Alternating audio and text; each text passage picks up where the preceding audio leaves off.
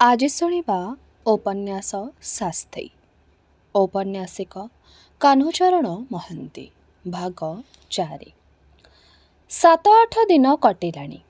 ଧୋବିର ମୁଣ୍ଡରେ କ୍ଷତ ଭଲ ହେଲାଣି, କିନ୍ତୁ ତାର ଛାତି ଭିତରର ଘା ଭଲ ହୋଇନାହିଁ। ଛାତିରେ ତାର ଯେଉଁ ଆଘାତ ଲାଗିଛି, ଯେଉଁ କ୍ଷତ ହୋଇଛି, ଦୁନିଆରେ କେହି ତାର ଆଭାସ ପାଇଲେ ନାହିଁ। ରାତି ରାତି ଅନିଦ୍ରା ହୋଇ ତାର ମୁଦିଲା ଆଖିରୁ ଝରିପଡ଼େ ଲୁହଧାର। ପଣତରେ ଝିଅର ଆଖିରୁ ଲୁହ ପୋଛି ଶୁଖିଲା ଆଖିରୁ ନିଜେ ଢାଳନ୍ତି ଲୁହ। ମା ଡାକନ୍ତି, ଧୋବିଲୋ, କ'ଣ ତୋ ମନର କଥା ମୋତେ କହ। ତୁ କ'ଣ ଭାବି ଏତେ ସରି ହେଲୁ? ଧୋବି ବିଳି ବିଳେଇଲା ପରେ କହେ, କିଛି ନାହିଁ ମା, ମୋତେ ସେ ପରରୁ ଡାକରା ଆସିଲାଣି, ଯେଉଁଠି ମୋର ଶାଶୁ ଶ୍ୱଶୁର ମୋତେ ଚାହିଁ ବସିଛନ୍ତି। ବୋଉଲୋ, ମୋତେ ସେମାନେ କେତେ ଭଲ ପାଉଥିଲେ। କେଇଟା ଦିନ ତାଙ୍କ ପାଖରେ ବା ରହିଲି, ମୋତେ କାଖରୁ କୋଳରୁ ଓହ୍ଲେଇ ନଥିଲେ। ମୋତେ ସେ କେଡ଼େ ଭଲ ପାଉଥିଲେ ବୋଉ, ସେଇଥିପାଇଁ ସେମାନେ ଜୀବନ ଦେଲେ। ଦିନଟିଏ ହୋଇ ତାଙ୍କର କାମରେ ମୁଁ ଲାଗେ ନାହିଁ, ଦିନଟିଏ ତାଙ୍କର ସେବା କରେ ନାହିଁ। ଗୋଡ଼ରେ ହାତ ଦେଲେ ଟାଣି ନେଇ କୋଳରେ ପୁରାନ୍ତି। କଇଁ କଇଁ ହୋଇ କାନ୍ଦି ଉଠିଲା ଧୋବି। ଅଧୀର ହୋଇ ମା ତାର ମୁଣ୍ଡରେ ହାତ ବୁଲାଇ କହନ୍ତି, ଭୁଲିଯା ମା, ସେସବୁ ସପନ କଥା, ସତ କଥା ନୁହେଁ। ତୁ ମୋର ପିଲା ଝିଅ, ଅଭିଆଡ଼ି ଝିଅ। ପ୍ରକୃତିସ୍ଥ ହୋଇ ଧୋବି ଉଠି ବସେ। ବଲ ବଲ କରି ଚାରିଆଡ଼କୁ ଚାହେଁ। କହେ, ଅସ୍ଥିର ହୋଇ ସପନ ଲୁହେଲେ ବୋଉ ସତ। କୋଳରେ ପୁରାନ୍ତି ଶାଶୁ, ମୋତେ ଗେଲ କରନ୍ତି। ଏଇ ମୋ ମୁଣ୍ଡରେ ତାଙ୍କ ଗେଲର ଦାଗ ଲାଗି ରହିଛି। କହନ୍ତି ସେ, ଏ ଘରେ କ'ଣ ଆଉ କେହି ନାହିଁ ଲୋ? ତୁ ମୋର କୁଳର ଲକ୍ଷ୍ମୀ, ଗୋଡ଼ରେ ହାତ ଦେବୁ। କୋଳରେ ପୁରାନ୍ତି ବୋଉଲୋ, ଛାତିରେ ଜାକନ୍ତି। ତାଙ୍କ ଛାତି ଭିତରେ ପଶିଯିବାକୁ ମୋର ମନ ଡାକେ। ତାଙ୍କର ପିଠି ଆଉଁସାରେ ଦେହ ମୋର ତାତି ଉଠେ। ଆଜି ଯେମିତି ତାତିଛି ବୋଉଲୋ। ଧୋବି ଖଟ ଉପରେ ଶୋଇପଡ଼େ। ମା ତାର ମୁଣ୍ଡ ଆଉଁସନ୍ତି। କେତେବେଳେ ନିଦ ହୋଇଯାଏ। ନିଧେଇ ଶୋଇ ଘରକୁ ଆସନ୍ତି। ତାଙ୍କର ହାତରେ ଶୋଇଲା ଧୋବିକୁ ସମର୍ପି ଦେଇ ମା ଉଠିଯାଆନ୍ତି। ନିଧେଇ ଜଗି ବସିଥାନ୍ତି। ରାତି ପାହେ। ଚିତ୍କାର କରି ଉଠେ ଧୋବି, ସେ ଗରିବ, ସେ ନିଆଶ୍ରୀ, ତାକୁ ତଡ଼ି ଦିଅ ନାହିଁ। ନିଧେଇ ଶୋଇ ବୁଝନ୍ତି ତାର ମନର କଥା। ଧୋବିର ଦୁର୍ବଳ ହାତ ପାପୁଲି ଆଉଁସି ଦିଅନ୍ତି। ଧୋବି ଆଖି ଖୋଲେ। ପାଖରେ ନିଧେଇଙ୍କୁ ଦେଖି କହି ଉଠେ, ଦାଦା। ନିଧେଇ ଶୋଇ ତୁନି ରହନ୍ତି, ହାତ ଆଉଁସନ୍ତି। କଟିଗଲା ଆହୁରି 7-8 ଦିନ। ଧୋବି ଭଲ ହେଲା, ପଥି ଖାଇଲା, ଦୁର୍ବଳତା ଛାଡ଼ି ନଥାଏ। ଚିନ୍ତେ ଶୋଇ ବ୍ରାହ୍ମଣ ପଣ୍ଡିତ ଆଣି ଭଲ ବାର ଭଲ ତିଥି ଖୋଜାଉଛନ୍ତି। ଯେଉଁଦିନ ସଂସାର ଲୋକଙ୍କ ଆଗରେ ମୁଖିଆ ଲୋକେ, ଆଖପାଖ 5-10 ଖଣ୍ଡି ଗ୍ରାମର ଗଣ୍ୟମାନ୍ୟ ଲୋକେ ଏହି ପୋଷ୍ୟପୁତ୍ର ଉତ୍ସବରେ ଯୋଗ ଦେବେ, ଭବିଷ୍ୟତକୁ ସାକ୍ଷୀ ରହିବେ। ଚିନ୍ତେ ସ୍ୱଇଙ୍କର ମନ କଥା କେହି ବୁଝିପାରୁ ନାହାନ୍ତି। ଘରର ଅନ୍ୟ କାହାରିକୁ ନ ପଚାରି କାହିଁକି ସେ ଧୋବିକୁ ପୋଷ୍ୟପୁତ୍ର କରେଇ ଦେବାକୁ ଏତେ ଉଚ୍ଛନ୍ନ, ସେ ଜାଣନ୍ତି। ଲୋକେ ମଧ୍ୟ ଜାଣନ୍ତି ତାଙ୍କର କଥାରେ କେହି ପ୍ରତିବାଦ କରିପାରିବ ନାହିଁ। ତାଙ୍କର ଉଦ୍ଦେଶ୍ୟରେ କେହି ବାଧା ଦେବାକୁ ସାହସ କରିବେ ନାହିଁ। ଆଉ ଧୋବି? ଦିନ ଦ୍ୱିପହରେ ତାର ପେଟରା ସଜାଡ଼ୁ ସଜାଡ଼ୁ ଦୁର୍ବଳ ହାତ ଥରି ଉଠିଲା। ଅନ୍ଧାରୁଆ ଘରର ଚାରିଆଡ଼କୁ ଚାହିଁ ବିଚଳିତ ହେଲା। ଭଲ ପାଇବାର ଅଧିକାର ତାର ନାହିଁ। ସେ ବିଧବା, ସେ ଧନୀ ଘରର ଝିଅ, ଧନୀ ଘରର ବୋହୂ। ସନେଇକୁ ସହାନୁଭୂତି ଦେଖାଇବାକୁ ଯାଇ ଅଜାଣତରେ ତାରି ପଛରେ ନିଜର ଦୁର୍ବଳ ଚହଲା ମନକୁ ଧାଇଁବାକୁ ଛାଡ଼ିଦେଲା। ଯେଉଁ ଆଶା ସେ ସନେଇର ମନରେ ଜଗାଇଛି, ସେ ଆଶାର ପରିଣତି କେଉଁଠି? ନିଜର ଦେହଠାରୁ ଦୂରରେ ରହିଲେ ମଧ୍ୟ ମନଟା ତ ସନେଇ ପାଖରୁ ଦୂରକୁ ଯାଇପାରୁନାହିଁ। ସନେଇ ଘର କଲା, ଜାତି ହେଲା, ସନେଇ ଜମି କରିବ, ସଂସାର କରିବ, ସୁଖରେ ରହିବ। ଧୋବିର ଆନନ୍ଦ, ଧୋବିର ସୁଖ ସେତିକିରେ ଆବଦ୍ଧ ରହୁ। ଧୋବିର ପ୍ରେମ ସନେଇକୁ ସୁଖୀ କରୁ, ସଂସାରରେ ଥାନ ଦେଉ। ଧୋବିର ଆଖି ଉଜ୍ଜଳି ଉଠିଲା। ସତେକି ସେ ପୁରରୁ ସଂକେତ ପାଇଲା, ଆଲୋକ ପାଇଲା। ସେଇ ଅନ୍ଧାରିଆ ଘର ଭିତରେ 2 ହାତ ଉପରକୁ ଟେକି ସେ ପ୍ରଣାମ କଲା। ସେ ତାର ଶାଶୁଘରର ପେଟରା ଅଣ୍ଡାଳିବାକୁ ଲାଗିଲା। ଯାହା ଖୋଜୁଥିଲା ପାଇଲା ନାହିଁ। ସେ ବିଧବା ହେଲା ପରେ ତାର ଗହଣା ଗାଣ୍ଠି ସବୁ ଓହ୍ଲେଇ ରଖାଯାଇଥିଲା। ସବୁ ଥିଲା ତାରି ପେଟରାରେ। କାଳେ କେଉଁଠି ହଜିଯିବ, କାଳେ କିଏ ନେଇଯିବ ବୋଲି ଦିନେ ଚିନ୍ତେ ଶୋଇ ଧୋବିଠାରୁ ପେଟରାଗୁଡ଼ିକୁ ଚାବି ମାଗି ନେଇଥିଲେ। ସେ କ'ଣ ନେଲେ, କ'ଣ ରଖିଗଲେ, ଧୋବିର ବୁଝିବା ଆବଶ୍ୟକତା ନଥିଲା। ଚାବିଟି ଫେରସ୍ତ ପାଇ ସେ ନିଜ ପାଖରେ ରଖିଥିଲା। ଏତେ ଦିନ ପରେ ଆଜି ତାର ମନେ ପଡ଼ିଲା। ଖୋଜି ଖୋଜି ସେ କିଛି ପାଇଲା ନାହିଁ। ସବୁ ଗହଣା ତାର ବାପ ନେଇଯାଇଛନ୍ତି। ଧୋବି ହତାଶ ହେଲା। ପେଟରାଟାକୁ ଧରି ଅଚଳ ପଥର ମୂର୍ତ୍ତି ପରି ମୁହୂର୍ତ୍ତେ ଠିଆ ହୋଇ ରହିଲା। କାହିଁକି ତାର ବାପା ଏଡ଼େ ନିଷ୍ଠୁର ହେଲେ? କାହିଁକି ସେ ଧୋବିକୁ ଅବିଶ୍ୱାସ କଲେ? ମନରେ ସନ୍ଦେହ ହେଲା। ହୁଏତ ସେ ଜାଣିପାରିଛନ୍ତି ଯେ ଧୋବି ଗୋପନରେ ସନୀକୁ ସୁନା ମୋହର ଦେଇଛି। କାରଣ ସୁନା ମୋହର ଦେବାର କିଛି ଦିନ ପରେ ଧୋବିଠାରୁ ସବୁ ଚାବି ମାଗି ନେଇଥିଲେ। ସେ ସମ୍ବନ୍ଧରେ ଦିନେ ହେଲେ କେହି ତାକୁ କିଛି ପଚାରି ନାହିଁ। ବିଦ୍ରୋହ କରିବାକୁ ଧୋବିର ମନ ଝଗଡ଼ି ଉଠିଲା। ସବୁ ପୁରୁଣା ସଂସାରକୁ ଗୋଡ଼ରେ ଦଳି ଆଗକୁ ଚାଲିଯିବାକୁ ତାର ଇଚ୍ଛା ହେଲା। କିନ୍ତୁ ଏହି ଜଟିଳ ହିନ୍ଦୁ ସମାଜରେ ଅତି ଜଟିଳ ସାମାଜିକ ନିୟମ ଓ ପ୍ରଥାର ବନ୍ଧନ ଭିତରେ ସବୁ ବିଦ୍ରୋହ ଛପିଯିବ, ଉତ୍ତେଜନାର ନିଆଁ ଆପେ ଆପେ ଲିଭିଯିବ। ପୁରୁଣା ରକ୍ଷଣଶୀଳତା ପୁଣି ତା କାୟା ମିଳାଇ ଆସିବ। ସନେଇ ଆଡ଼କୁ ଧୋବିର ଅବାଧ୍ୟ ମନ ଧାଇଁଯାଏ। ଅସଂଯତତା କଳ୍ପନା ସନେଇର ଚାରିପାଖେ ଚେକା ଚେକା ଭଉଁରୀ ଖେଳେ। ସମାଜର ସଂସ୍କାର ତାକୁ ଟାଣି ଆଣି ପଛକୁ। ସନେଇ ଆଡ଼କୁ ଯେମିତି ଦ୍ରୁତ ଗତିରେ ତାର ପ୍ରବୃତ୍ତି ବିହୀନ କାମନା ଚଞ୍ଚଳ ଭାବନା ଧାଇଁଯାଏ। ସେତିକି ଦ୍ରୁତ ଗତିରେ ଆଗକୁ ଆସେ ତାର ନଥିଲା ସ୍ୱାମୀ ଶ୍ୱଶୁରଙ୍କ ସ୍ନେହ, ତା ପାଇଁ ସେମାନଙ୍କର ଆତ୍ମତ୍ୟାଗ। ଧୋବିର ମନ ଫେରେ। ଲଗାମ ହୁଗୁଳା ଚଞ୍ଚଳ ମନକୁ ସେ ଆକାଟ କରେ। ଅନୁତାପ କରେ। ସ୍ୱାମୀଙ୍କ ସ୍ମୃତିକୁ ପୂଜା କରିବାକୁ ଗତ କଥା ମନେ ପକାଇ ସେ କାନ୍ଦେ। ବ୍ରତ ଉପବାସ କରି ମଇଳା ମନ ଧୋଇଦିଏ। ନୀତି କଥା ଗୀତ ପୁରାଣ ପଢ଼ି ଶୁଣି ଦୁର୍ବଳ ମନକୁ ନୀତି ବନ୍ଧନରେ ବାନ୍ଧି ଅଟକାଇ ରଖିବାକୁ ଚେଷ୍ଟା କରେ। ରହେ କେଉଁଠି? ସଂସାରର ପଘା ଛିଣ୍ଡାଇ ଅରଣା ମଇଁଷି ପରି ଛୁଟେ ତାର ଭାବନା। ଦ୍ୱନ୍ଦ୍ୱ ଲାଗେ ମନରେ। ଭଲମନ୍ଦ ସ୍ଥିର କରିବାର ଶକ୍ତି ସେ ହରାଇ ବସେ। ପୁଣି ସେ ଭାବେ। ସନେଇ ପରିଡ଼ାର ସର୍ବନାଶ କରି ଶେଷକୁ ତାକୁ ନିଜ ଘରେ ମୂଲିଆ କୋଠେ ରଖି ନିଜର ବଡ଼ପଣର ଟେକ ରଖିବାକୁ ଚିନ୍ତେଶ୍ୱରଙ୍କର ଯେଉଁ ପ୍ରୟାସ, ସନେଇ ପରିଡ଼ା ତହିଁରେ ବାଧା ଦେଇଛି। ମୂଲିଆରେ ପଣରେ ଟେକ ରଖିଛି। ଜାଣି ଜାଣି ବଡ଼ ଲୋକର ପଘା ଭିତରକୁ ସେ ମୁଣ୍ଡ ଗଳାଇ ନାହିଁ। ସନେଇର ଆଚରଣ ଧୋବିର ମନରେ ଗର୍ବ ଆଣିଛି। ଧୋବିର ହୃଦୟର ଅତି ପାଖକୁ ଟାଣି ହୋଇ ଆସିଛି ସେ। ତାକୁ ସେ ପର ଘରେ ମୂଲ ଲଗେଇ ଦେବ ନାହିଁ। ସନେଇ ନିଜ ଗୋଡ଼ରେ ଠିଆ ହେବ, ଆଉ ସେଥିପାଇଁ ଧୋବି ତାର ସର୍ବସ୍ୱ ଦେଇ ସାହାଯ୍ୟ କରିବ। ଧୋବିର ଅଛି କ'ଣ? ଏଇ ସୁନା ହାରଟି। ବୋହୂ ଦେଖିଲା ବେଳେ ତାର ଶ୍ୱଶୁର କେଡ଼େ ଆଦର ସ୍ନେହରେ ନିଜ ହାତରେ ତାର ବେକରେ ପିନ୍ଧାଇ ଦେଇଥିଲେ। ଆଉ ଏଇ ସୁନାକଚ ଚାରିପଟି ନିଜ ହାତରେ ଶାଶୁ ପିନ୍ଧାଇ ଦେଇଥିଲେ। ଏହା ଉପରେ ବାପ ଦାଦୀଙ୍କର ଅଧିକାର ନାହିଁ। ସବୁ ତାର ଶାଶୁ ଓ ଶ୍ୱଶୁରଙ୍କର ସ୍ନେହର ଦାନ। ଶିବରାତ୍ରି। ନୀଳକଣ୍ଠେଶ୍ୱର ମହାଦେବଙ୍କର ଯାତ୍ରା। ଧୋବିର ନିର୍ଜଳା ଉପବାସ। ଶିବରାତ୍ରିରେ ମହାଦେବଙ୍କ ବେଢ଼ାରେ ପାଳନ କରିବା ପାଇଁ ସଞ୍ଜ ହେଉଣୁ ଟିମିକୁ ସଙ୍ଗରେ ନେଇ ସେ ଆସିଛି। ବାପା ମା କି ଦାଦି ଖୁଡ଼ି କାହାରି ଅନୁମତି ଲୋଡ଼ି ନାହିଁ। ଟିମି ସଙ୍ଗରେ ଅଛି ଜାଣି ସେମାନେ ମଧ୍ୟ ନିଶ୍ଚିନ୍ତ। ଗାଁ ଠାକୁର, ଗାଁ ଲୋକ ଭୟ ଭାବନା କରିବାର କଥା ନୁହେଁ। ସନେଇ ପରିଡ଼ାର ଘର ପାଖରେ ଦେଇ ଆସିଲା ବେଳେ ଧୋବିର ମନ ଡାକିଥିଲା ଥରଟିଏ ତାର ଘରକୁ ଯାଇ ଭଲମନ୍ଦ ବୁଝି ଆସିବ। କିନ୍ତୁ କାଳେ ଟିମି କ'ଣ ଭାବିବ ବୋଲି ମନର କଥା ପ୍ରକାଶ କରିପାରିଲା ନାହିଁ। ଅନ୍ଧାର। ଦୂର ଶିବ ମନ୍ଦିରକୁ ଜୁଳୁ ଜୁଳୁ ହୋଇ ଶହ ଶହ ଆଲୁଅ ଦେଖାଯାଉଛି। ଚାରି ପାଖରେ ଗହୀର ମଝିରେ ଚଳନ୍ତି ଆଲୁଅ। ଲୋକେ ଶିବ ମନ୍ଦିରକୁ ଆସୁଛନ୍ତି। ସନେଇ ପରିଡ଼ାର ଘରେ ଆଲୁଅର ଚିହ୍ନବର୍ଣ୍ଣ ନାହିଁ। କେହି ଅଛି ବୋଲି ମନେ ହେଉନାହିଁ। ଧୋବି ଆଗକୁ ଚାଲିଲା। ଟିମି ମଧ୍ୟ ବ୍ରତ ପାଳିଛି। ହଜିରା ସ୍ୱାମୀ ଫେରି ଆସିବ ବୋଲି ମାନସିକ କରିଛି। ଯିବାକୁ ତ ହେବ। ଖଣ୍ଡେ ଦୂର ଯାଇ ଟିମି କହିଲା, ଧୋବିଲୋ, ମୋ ଜୀବନରେ ଶାନ୍ତି ନାହିଁ। ଖାଲି ଝଟପଟ ଡହଳ ବିକଳ ହେବାର କଥା। ଘରଦ୍ୱାର ଛାଡ଼ି ପେଟ ବିକଳରେ ସେ କୁଆଡ଼େ ଚାଲିଗଲା। ମୁଁ ଆସି ବାପ ଘରେ ପଶିଲି। ଏତେବେଳେ ଫେରି ଆସିଲେ ସେ ଫେରିଲା ନାହିଁ। ବାପ ଯାହାକୁ ଦେଖିଛି ବାୟା କୁକୁର ପରି ଧାଇଁ ଯାଉଛି, ପଚାରି ଆସୁଛି। ସମସ୍ତେ କହୁଛନ୍ତି ଜାଣନ୍ତି ନାହିଁ। ବାହା ହୋଇ କେଇ ମାସ ତାର ସଂସାର କରିଥିଲି। ସପନ ପରି ଲାଗୁଛି। ଦିନଟିଏ ଖୁସି ଆନନ୍ଦରେ କଟି ନାହିଁ। ମୂଲିଆ ମୁଣ୍ଡ ପର ଘରେ ବଟାଳି ଠୁକୁ ଠୁକୁ କରି ଯାହା ସେ ଆଣେ, ସେଥିରୁ ଅଧେ ଖାଇ ଅଧେ ମଦ ଖିଆରେ ଗଞ୍ଜେଇ ଟଣାରେ, ବାକିତକ ପେଟକୁ ନିହୁକ।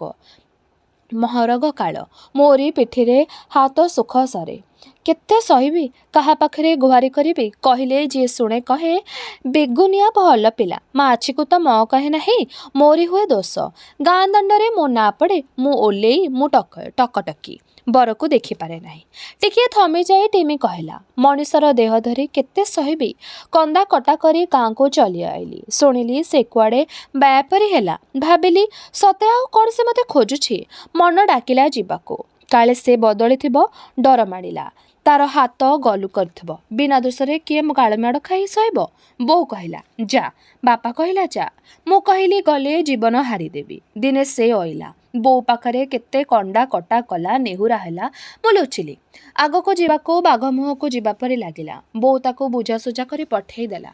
मते कहला निशुनीटी भरी भल पिला, सांग साथी रे पड़ी निशा पानी टिके धरिथिले मरद पिला सेमिति हुंती। देखुनु तो बापको। बापा लुचेई लुचेई गंजेई टाणे। केबे केमिति टेमी बड़पाटी करी हसिला। महादेव मंदिर पाखे आसिला। लोकंकर कोलाहरे कान अभढ़ा पड़ुଥାଏ। आगरे पछरे आलुओ धरी आउ केते लोक आसुछंती। टिमी धोबीर दुर्बल हाथको कटमट करी धरिला। उच्च हिड़ दुई पाखे डाण शुभिला।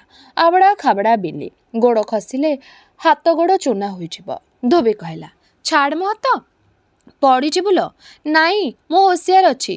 कह कह तो कथा कह। एते दिन है मु तोर सांग मते लुचे रखिथिलु। टिमी आरंभिला लुचेबी कहीं कहवाको बेल मिले नहीं। शुणु से तो फेरीगला। मु निश्वास छाड़ी बंचिली। केते थर खबर पठाइला आ मु गले नहीं। फेरीगला मु निश्वास छाड़ी बंचिली। केते थर खबर पठाइला आ मु गली नहीं। सेउठू पढ़िला काल आउ से मते पचारिला नहीं। जमी 2-3 माण थिला। तोर ससुर घर को सेतक बिकी दे जहा बलिला शेषक मद पानी रे उड़े दे गाँ छाड़ी गला। मते पदे पचारिला नहीं कि किछि देला नहीं। केते वर्ष कटिगला ता खबर अंतर केही रखी पारिले नाही। बापा कहला टेमी के आउठाए बाहा करदेबा। माँ कहला केमिति हेब। निशुनिया कौन छाड़पत्र देछि 12 बरस अनेबाकू हेब। खबर न मिलिले प्रकाश पत्र ताहा दे सुर्धी हेब। सेठू जा करिब। मते डाकी बोऊ कहे उपास बरकत कर निशुनिया फेरिब। बोऊर डरी उपास करे 12 बरत करे। भला कह तो धोबी एमिति कौन 12 वर्ष उपास बरत करी केही कौन काहाकू अनेई बसे। तोहरी बिकलिया जीवन रे मोर शांति कहीं। मंदिर पाखे आसिला। लोकंकर कोलाहल बढ़ीगला। धोबी ताको सांत्वना देई पारला नाही। टेमी कहबाकू लागिला उजागर होई बरत करिबी, ठाकुरंक पाखे गुहारी करिबी से फेरी आसु, मद पानी पी गंजे फुंकी मो पिठिरे हाथ सुख सारू। नाइलु धोबी लोके पछे से भावंतु मु बरत करुछि। किए कोठू खसी आखिरे देखिला खबर कहू निशुनियार मरण देखिछि। धोबी चमकी उठिला। टेमीर हाथ धरी जोरे झिंकी आनी कहला मरुनु लो एमिति भाबिबाकू तो मन केमिति कहूछि कहबाकू जीव उलुटुछि। टेमी विरक्ति होला परी हाथ चिंचाड़ी कहला किलो काहेकि न कहबी। आखि आगरे तू देखिलु तो बर मला कंदा कटा कलु मन बुझिला तुनी होई रहिलु जानी करी एका नियाण मन हेले काली नुआ घर करिबु नहिले नाही छटपट होई बेलकाळ काटिबु नाही तो। धोबीर देह सारा थर उठिला। से उत्तर दे पारला नाही। तार स्वामीन मरण बेलर रूप आखि आगरे आसीगला। निजे निजे से संकोचित हैला। काहेकि से उपास करिछि, काहेकि राति उजागर होई व्रत पालन से करुछि, काहेकि से महादेव को पाखकू आसुछि। शनि भाईर घर आगरे काहेकि से तार गोड़ सब बेले अटकी जाउथिला। महादेवंकर बेढ़ा भितरे भिड़। धोबी और टिमी मंदिरर चारिपाखे बोली आसिले। मन जहाँ खोजिला नहीं। केते गाँर केते बहु भुआसुणी पिलाए मंदिर को बेढ़ी बसिछंती। गछमूଳରେ केउठी केउ भुआसुणी बसी पिलापुओ मुंड उपरे जागर दीप जळुछि। आउ केउठी किए केते कण मनासी उपाधिरे पड़िछंती। ठाकुर दर्शन करी धोबी और टिमी फेरिले बेढ़ा भितर को। मंदिर पाखरु किछि दूर को छाड़ी पुरुणा जेते कड़ को गोटे बौल गछ तारी मूलरे केते माइपे आश्रा नेइछंती। मंदिर पाख छाड़ीदेले दूर रे जेपरी घन अंधार गाढ़ हेउछि केतेबेले महादीप उठिब लोके अनाई रहिछंती। दिहे से गछ मूलरे बसिले। काहारी मुहरु कथाबार्ता बाहरु नाही। धोबी आसी करथिला निश्चय शनिर देखा पाइब किंतु तार देखा दर्शन मिलिला नहीं। मन डाकिला पुणी शनि भाई अंधार घर को फेरीजिब निजे देखी आसिब से कौन करुछि। केते डर कथा मन को छुईला। प्राण आकुल होई उठिला किंतु टिमी आगरे हस साहसर करी मनर कथा से कहि पारला नहीं। कौनसी मते टिमी पाखको खसी आसिले से बाट बाट कि आलु अंधार मानिब नहीं। थरे जाई से देखि आसिब शनि भाई को नहिले हताश होई फेरिब। टिमी मध्य सेमिति आर खोजुथिला। मंदिर भितरु बाहरी आसला बेलकू बिसी जेनार पुओ चंदरा मुखशाला रे गोटे कड़ को आउजी ठिया होइथिला। टिमु की देखी हसिथिला। ପାଟି ଶୁଣାଇ କାହାକୁ କ'ଣ କହିଲା ପରି ବଉଳ ଗଛର ଆଗ ଦେଇ 2-3 ଥର ନହର ପହର ହେଲାଣି। ଦୂର ଦୀପଗୁଡ଼ିକର ଆଲୁଅରେ ଅନ୍ଧାର ଟିକିଏ ପାତଳ ହୋଇଛି। ପାଖକୁ ନ ଆସିଲେ ଚିହ୍ନି ହେଉନାହିଁ। କେତେ ମାଇପିଙ୍କ ପାଖରେ ବସିଛି ଟିମି। ସେଇର ଝିଅ ମଧ୍ୟ ପାଖରେ ବସିଛି। ଭରସି କରି ପଦେ ରସୁଆଳ ଥଟ୍ଟା କଥା ତୁଣ୍ଡରୁ ବାହାରୁ ନାହିଁ। ଶୁଣେଇ ଶୁଣେଇ ଟିମି କହିଲା, ଏ ନିଉଛଣା ମିଣିପ ଗୁଡ଼ାକ କ'ଣ ହେଉଛନ୍ତି? କେଉଁଠି ହେଲେ ଟିକେ ଶାନ୍ତିରେ ବସେଇ ଦେଉଛନ୍ତି। ହେଇ ଦେଖିଲ ଧୋବି ଚନ୍ଦରାକୁ। ଧୋବି ଚନ୍ଦରା ଉପରେ ଆଖି ପକାଇଲା।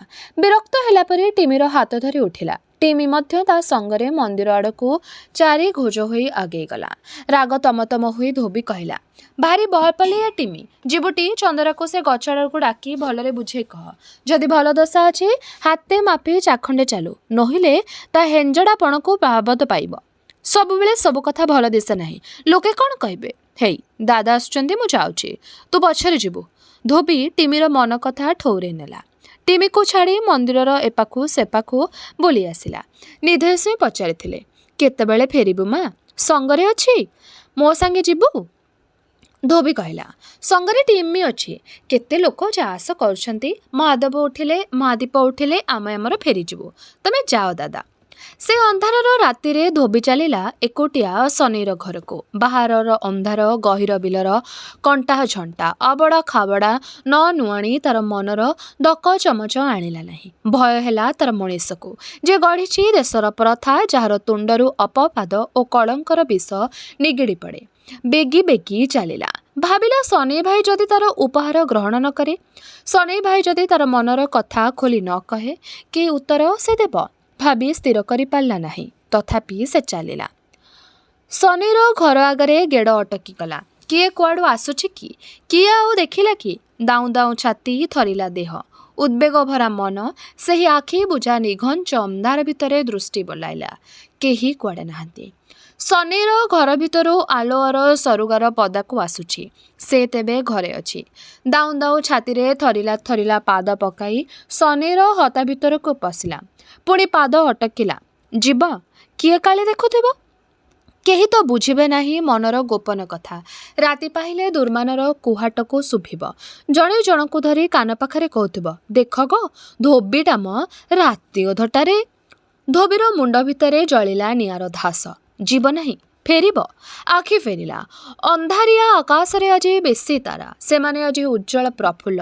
କେହି ନ ବୁଝୁ, ସେମାନେ ତ ବୁଝୁଛନ୍ତି ଭଲ ମନ୍ଦ, ସତମିଛ, ପାପ ପୁଣ୍ୟ। ନଈକୂଳ ପବନ ଧୀରେ ଧୀରେ ବହି ଆସିଲା। ଶୀତେଇ ଉଠିଲା ଧୋବିର ଝାଳୁଆ ଦେହ। ନା, କେହି କୁଆଡ଼େ ନାହିଁ। ଧୋବି ସନେଇର ଘରେ ପଶିଲା। ସନେଇ ଆଲୁଅ ଜାଳି ବସିଛି। ଆଗରେ ଧୋବ ଫରଫର ବିଲେଇ ଛୁଆଟି ତାରି ସଙ୍ଗେ ଖେଳୁଛି। ଏକୁଟିଆ ଜୀବନ ସାଥୀ ସେଇ ବିଲେଇଟି। ସନେଇର ଆଖି ପଡ଼ିଲା ଧୋବି ଉପରେ। ଆଶ୍ଚର୍ଯ୍ୟ ହୋଇ ସେ ଚାହିଁ ରହିଲା। କିଛି ବୁଝିପାରିଲା ନାହିଁ। ତାରି ମନ ଭିତରର ମଧୁର ଭାବନା ଯେପରି ରୂପ ପାଇ ଆଗରେ ଠିଆ ହୋଇଛି। କେଡ଼େ ଦୁର୍ବଳ ମଳିନ ମୁହଁର ଜ୍ୟୋତି ଲିଭି ଯାଇଛି। କନ୍ଦ କାନ୍ଦରା ଭାବ ଫୁଟି ଦିଶୁଛି ଆଖିର ଭ୍ରୁଲତାରେ। ଥରି ଉଠୁଛି ଓଠ ଦି ଫାଳି। ଖରେ ନିଶ୍ୱାସରେ ଥରି ଉଠୁଛି ନିରକ୍ତିଆ ଦେହଟା। ଧୋବି? ହଁ ସନେଇ ଭାଇ, ଚିହ୍ନି ପାରୁନୁ? ଚିହ୍ନୁଛି। ଏକା? ହଁ ଏକା। ମହାଦେବଙ୍କ ଦର୍ଶନ କରିବାକୁ ଆସିଥିଲି। ତତେ ଦେଖିବାକୁ ଚାଲି ଆସିଲି। ସନେଇ କାବା ହେଇ ଚାହିଁଲା। କେମିତି ଅଛୁ ସନେଇ ଭାଇ? ପାଳି ଜ୍ୱର ହେଉଛି। ପାଳି ଜ୍ୱର? ହଁ, 2-3 ଦିନ ଛାଡ଼ି ଦିନେ। ପୁଣି ତା ମନକୁ ଛାଡ଼ିଯାଏ। କେବେ ସେ ଆସେ, ପୁଣି କେବେ ଯାଏ, ମୋର ମନେ ରହେ ନାହିଁ। ପରେ ଦୁପାରେ ପାଇଟି କରୁ କରୁ ଜ୍ୱର ଆସେ ଗଛ ତଳେ, ନୋହିଲେ ଗାଈ ଗୁହାଳର ପର ଓଳି ତଳେ ଗାମୁଛା ଘୋଡ଼ି ହୋଇ ଗଡ଼ିଯାଏ। ଝାଳ ବୁହେ, ଜ୍ୱର ଛାଡ଼େ, ପୁଣି କାମରେ ହାତ ଦିଏ। ଧୋବି ତାଟକା ହିଁ ଶୁଣିଲା। ବସ ଧୋବି, ବସିଯା ଟିକିଏ। ଧୋବି ସନେଇ ଆଗରେ ବସିଲା। କେତେ କ'ଣ କହିବାକୁ ମନେ ହେଉଥିଲା। କଥାଗୁଡ଼ାକ ତୁଣ୍ଡରେ ଅଟକି ଗଲା। ଦୁହେଁ ଦୁହିଁଙ୍କୁ ଚାହିଁ ରହିଲେ। ଦୁହିଁଙ୍କ ଆଖିରେ ଭରିଗଲା ଲୁହ। ଶିବ ମନ୍ଦିର ଆଡ଼ୁ କୋଳାହଳ ଶୁଭିଲା। ନଈକୂଳିଆ ପବନରେ ଥରି ଥରି ଉଠିଲା ଡିବିର ଆଲୁଅ। ଦୁହିଁଙ୍କର ଭାବନା ଭାଙ୍ଗିଲା। ଦୁହେଁ ଦୁହିଁଙ୍କୁ ଦେଖି ହଠାତ୍ ଚମକି ଉଠିଲେ। ଥରି ଉଠିଲେ ଭୟରେ, ସଂକୁଚିତ ହେଲେ ଲାଜରେ। ଉଭୟ ପୋଛିଲେ ଲୁହ। ସନେଇ ଭାଇ? ଧୋବି? ନା, ଆଉ ମୁଁ ସହିପାରିବି ନାହିଁ। ତୁ ମୋତେ ତୋରି ଖେଳନା କରି ଖେଳିବୁ। ତୋରି କୁହା ମାନି ତୋରି ଦାନରେ ମୁଁ ଜାତି ହେଲି, ଘର କଲି। ତୋରି କୁହାରେ ପରଦୁଆରେ ମୁନ ଲାଗି ମୁଁ ପେଟ ପୋଷିଲି। ପୁଣି ତୋରି କଥାରେ ଚିନ୍ତେ ସ୍ୱାଇଁ ଆଗରେ ଗୋଡ଼ ଭାଙ୍ଗି ଠିଆ ହୋଇ ବାପ ଅଜାଙ୍କର ଟାଣପଣକୁ ତାଙ୍କରି ଗୋଡ଼ ତଳେ ଅଜାଡ଼ି ଦେଲି। ଅପମାନ ସହି ମୁଣ୍ଡ ନେଇ ଫେରିଲି। ପୁଣି ଝରିଲା ଧୋବି ଆଖିରୁ ଲୁହ। ସନେଇ କହିଲା, ମୁଁ ତୋର କଣ୍ଢେଇ ହୋଇଛି, ତୁ ଖେଳୁଛୁ। ମୁଁ ପାଉଛି ଦୁଃଖ। ମୋର ବାପ ତୋର ବାପକୁ ପଦଟିଏ କହିଥିଲା। ଅପମାନ ଦେବା ତାର ଉଦ୍ଦେଶ୍ୟ ନଥିଲା।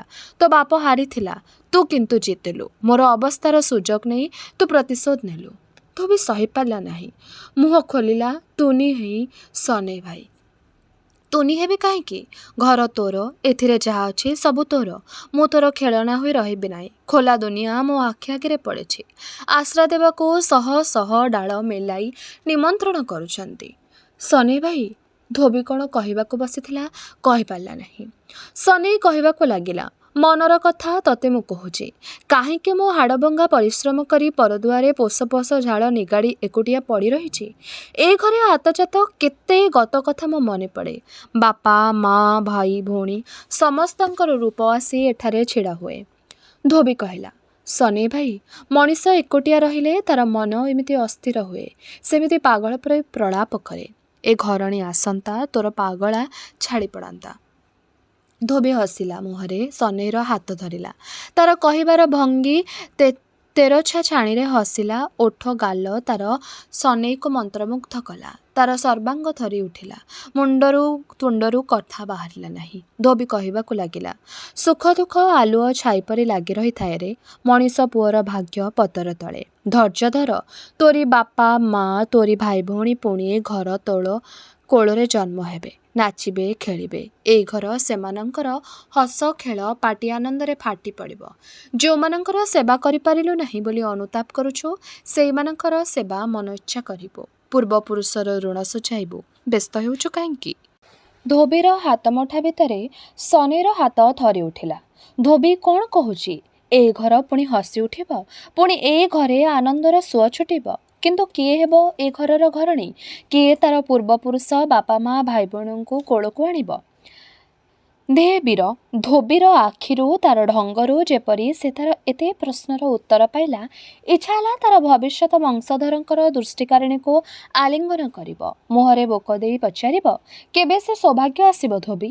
ଧୋବିର ମୁହଁରୁ ଫୁଟି ଉଠୁଥିଲା ଅଦିନିଆ ଉଚ୍ଛୃଙ୍ଖଳତା ବିରୁଦ୍ଧରେ ଯେଉଁ ନାହିଁ ନାହିଁ ଭାବ। ସନିଆ ତାହା ବୁଝିଲା। ଦୁଇ ହାତରେ ଧୋବିର କଣ ହାତକୁ ମୁଠାଇ କହିଲା, କିନ୍ତୁ ମୁଁ ଯେ ଅତି ଗରିବ ଧୋବି।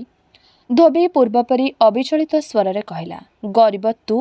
ନାଇଁ ସନେଇ ଭାଇ, ଭଗବାନ ତୋତେ ବୁଦ୍ଧି ଦେଇଛନ୍ତି, ବିଦ୍ୟା ଦେଇଛନ୍ତି, ତୋ ଦେହରେ ଶକ୍ତି ଦେଇଛନ୍ତି। ତୁ କାହିଁକି ଗରିବ ହେବୁ? ତୋର ଯାହା ଲୋଡ଼ା ମୁଁ ଜାଣେ।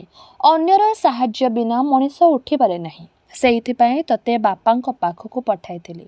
ସେ ନାହିଁ କଲେ ତୁ ଫେରି ଆସିଲୁ। ଏଥକୁ ମାନ ଅଭିମାନ କ'ଣ ରେ? ଯିଏ ବଡ଼ ହେବାକୁ ଚାହେଁ ତାକୁ ଛୋଟ ହେବାକୁ ପଡ଼େ। ଯିଏ ସହିପାରେ ସିଏ ହୁଏ ମଣିଷ। କେତେଥର ତାଙ୍କ ପାଖକୁ ଯିବାକୁ ହେବ। ଆଉ ଥରେ ଯା, ଟଙ୍କା ଦେଇ ତୋ ଜମି ତୁ ଫେରସ୍ତ ମାଗ। ଟଙ୍କା? ସନେଇ ଆଶ୍ଚର୍ଯ୍ୟ ହୋଇ ପଚାରିଲା। ଧୋବିର ଦୁଇ ହାତ ଛାଡ଼ି ସେ କହିଲା, ଟଙ୍କା କାହୁଁ ପାଇବି? ଯାହା ସଞ୍ଚି ରଖିଥିଲି ସେଥିରେ ଗୋଟିଏ ଛେଳି ଆଉ ଗୋଟିଏ ବାଛୁରୀ କିଣିଛି। ମୋ ପାଖରେ ତ ଟଙ୍କା ନାହିଁ। ପୁଣି ତଳେ ଟଙ୍କା ମାଟି ତଳୁ ମିଳିବ। ଏତିକି କହି ଧୋବି ଅଣ୍ଟାରେ ଖୋସିଥିବା ସୁନାର ହାରଟିକୁ କାଢ଼ିଲା। ଡିବିର ଆଲୁଅରେ ସେଇଠି ଝଟକି ଉଠିଲା। ସନେଇ ଚମକି ଚାହିଁଲା। ଧୋବି କହିଲା, ଏ ହାର ଚିନ୍ତେଇ ସ୍ୱାଇଁଙ୍କର ନୁହେଁ, ମୋର ଶ୍ୱଶୁର ମୋତେ ଦେଇଥିଲେ। ଏ ମୋର, ମୁଁ ତୋତେ ଦେଉଛି। ଆକୁ ବିକ୍ରି କରି ତୋର ଜମିକୁ ତୁ ଫେରେଇ ଆଣେ। ଜମି ଫେରେଇ ଦେବାକୁ ବାପା ଯଦି ଅମଙ୍ଗ ହୁଅନ୍ତି, ନୂଆ ଜମି କିଣି ସନେଇର ଭାଇ, ମୁଁ ତୋତେ ଭିକ ଦେଉ ନାହିଁ। ଏ ଆର ତୋର, ମୋର କ'ଣ ହେବ? ଅନେକ ଟଙ୍କା ଅନେକ ରୂପା ଗହଣା ମୋର ବାକ୍ସରେ ପେଟରା ହେଇଥିଲା। ଦିନେ ମୋଠୁ ଚାବି ମାଗି ନେଇ ବାପା ସବୁ ନେଇଯାଇଛନ୍ତି। ଏ ହାର ତଳେ ଥିଲା, ସେଥିପାଇଁ ଏଥିରେ ତାଙ୍କର ଆଉ ନଜର ପଡ଼ି ନାହିଁ। ଯେବେ ନଜର ପଡ଼ିଥାନ୍ତା ସେ ନେଇଯାଇଥାନ୍ତେ। ତାଙ୍କ ହାତରେ ପଡ଼ିଥିଲେ ମୁଁ ତ ଆଉ ଫେରି ପାଇନଥାନ୍ତି। ସନେ ଭାଇ, ତୁ ଆକୁ ନେଇଯା। ପେଡ଼ିରେ ସାଇତା ହୋଇ ରହିଲେ ଧନରତ୍ନର ମୂଲ୍ୟ କ'ଣ ରେ? ସେମିତି କେତେ ଗୋଡ଼ିପଥର ବାଟରେ ଘାଟରେ ପଡ଼ିଛି। କାହାର କୋଉ ଉପକାର ଆସୁଛି? ଧୋବି, କାହିଁକି ତୁ? ନାଇଁ ସନେ ଭାଇ, ତୁ ଆପତ୍ତି କରନା।